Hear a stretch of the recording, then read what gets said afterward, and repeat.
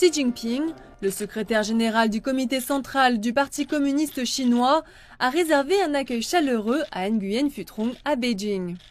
La visite de Trong intervient alors que le PCC a achevé son 20e congrès national il y a plus d'une semaine.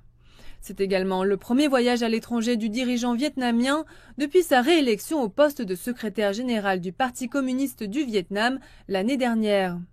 Lors de sa rencontre avec Trong, Xi Jinping, secrétaire général du PCC, a décrit la Chine et le Vietnam comme deux nations socialistes ayant tracé leur propre voie vers la modernisation en fonction des conditions propres à chaque pays. Mais il a également noté que leur développement était confronté à un environnement international complexe et à de graves défis, compte tenu de la turbulence et de la transformation du monde.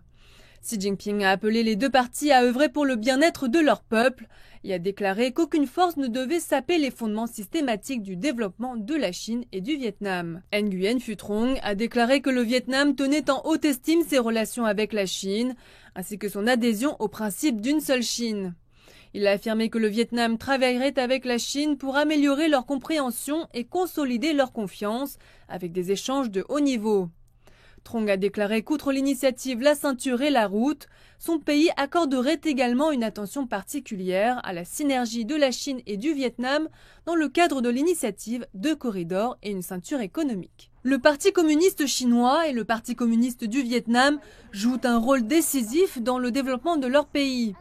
Selon des analystes, les réunions de haut niveau entre les deux partis permettront de promouvoir les échanges interpartis et le développement du socialisme, de renforcer la coopération économique et commerciale bilatérale, de même que les échanges culturels, et de contribuer à la paix et à la stabilité régionale et mondiale.